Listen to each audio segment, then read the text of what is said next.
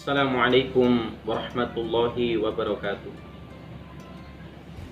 Alhamdulillahilladzi anzala sakinata fi qulubil mu'minin liyazdadu imanan ma'a imanihim. Asyhadu an la ilaha illallah wahdahu la syarikalah wa asyhadu anna sayyidina Muhammadin abdihi wa rasuluh. Allahumma salli ala wa barik ala sayyidina Muhammad wa ala alihi wa ashabihi ajma'in, amma ba'd.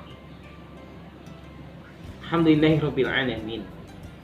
Puji syukur kita kepada Allah Subhanahu wa taala atas kelimpahan nikmat dan karunia-Nya, hingga pada kesempatan yang baik ini kita masih diberikan oleh Allah rezeki yang banyak, rezeki sehat jasmani dan rohani kita.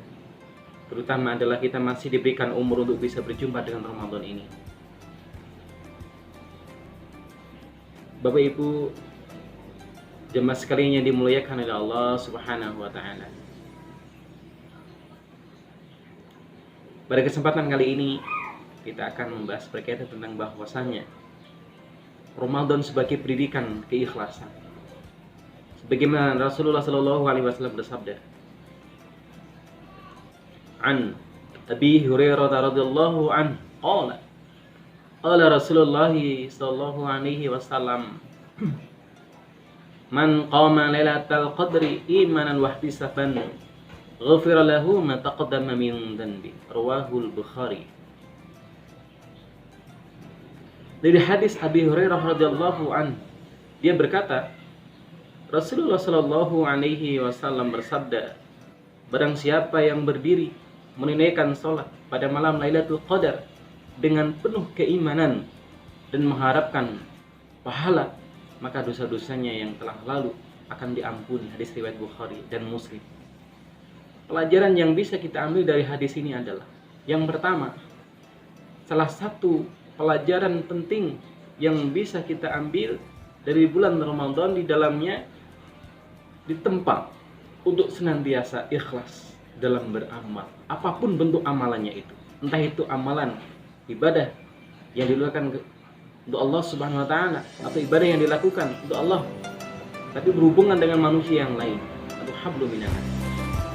Lalu yang kedua, yang dimaksud ikhlas adalah kemurnian ibadah hanya untuk Allah semata. Maka pantaslah bahwa Ramadan disebut madrasah ikhlas. Lihat saja dalam amalan puasa disebutkan, man shoma ramadanan imanan wa ihtisaban ghufira lahu ma taqaddama min dhanbi. Barang siapa yang berpuasa Ramadan atas dasar iman dan mengharapkan pahala dari Allah Subhanahu wa taala, maka dosanya yang telah lalu akan diampuni. Hadis riwayat Bukhari dan Muslim. Dalam amalan salat malam ataupun salat sunnah yang lain, salat tarawih atau yang lain, Rasulullah SAW juga bersabda, man qama ramadanan imanan wa ihtisaban ghufira lahu ma taqaddama min dhanbi. Barang siapa yang melakukan qiyam Ramadan karena iman dan mencari pahala yang datangnya dari Allah Subhanahu wa taala, maka dosa-dosanya yang telah lalu akan diampuni. Hadis riwayat Bukhari dan Muslim. Yang dimaksud qiyam Ramadan adalah salat tarawih, sebagaimana yang dikatakan oleh Imam Nawawi dalam Syarh Sahih Muslim. Dan juga ketika seseorang menghidupkan Lailatul Qadar dengan salat malam, yang disebutkan bahwa man qama Lailatul Qadri imanan wa ihtisaban ghufira lahu ma taqaddama min dhanbi. Barang siapa yang melaksanakan salat pada malam Lailatul Qadar karena iman dan mengharapkan pahala dari Allah Subhanahu wa taala, maka dosa-dosanya yang telah lalu akan diampuni oleh Allah Subhanahu wa taala. Hadis riwayat Bukhari dan Muslim. Lalu yang ketiga, yang dimaksud dengan ihtisaban dalam hadis ini adalah berarti beramal karena mengharapkan pahala dari Allah Subhanahu wa taala. Itulah yang dimaksud dengan ikhlas. Yang diharap bukanlah pujian manusia, Yang diharap bukanlah semata-mata harapan untuk dunia. Itulah yang disebut ikhlas. Sebagaimana setiap kita sholat, yang kita baca inna sholati wa nusuki wa mahyaya wa mamati lillahi rabbil alamin.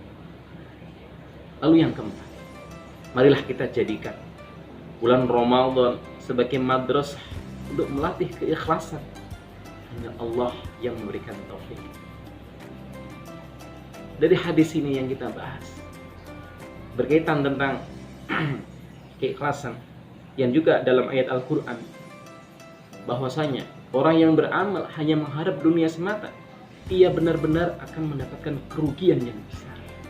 Man kana yuridu harsal akhirah yatlahu fi harthihi wa man kana yuridu harsad dunya nu'tihi minha wa ma lahu fil akhirati min nasibin.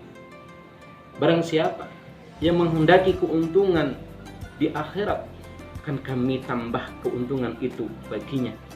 Dan barang siapa yang menghendaki keuntungan di dunia, maka akan kami berikan kepadanya sebagian dari keuntungan dunia dan tidak ada bagiannya untuk bagian akhiratnya. Quran surah Asy-Syu'ara ayat yang ke-20. Lalu yang kedua, semestinya kita beribadah ikhlas hanya kepada Allah Subhanahu wa taala.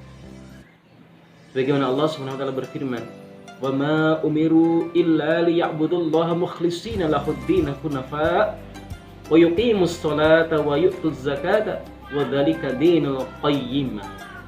Padahal mereka tidak disuruh kecuali supaya menyembah Allah dengan memurnikan ketaatan kepadanya, artinya ikhlas dalam menjalankan agama dengan lurus, dan supaya mereka mendirikan salat dan menunaikan zakat, dan yang demikian itulah agama yang lurus. Semoga kita semuanya, amalan kita benar-benar mendapatkan ridha dari Allah Subhanahu wa taala, dan Allah memberikan balasan yang lebih. Dan semoga kita semuanya nantinya di akhirat termasuk orang-orang yang mendapatkan ampunan terhadap dosa-dosa kita, dan Allah kumpulkan kita semuanya berada di dalam jannah. Amin amin ya rabbal alamin. Demikianlah yang dapat kami sampaikan. Kurang lebihnya mohon maaf. Usikum wa nafsi bitaqwallah. Wassalamualaikum warahmatullahi wabarakatuh.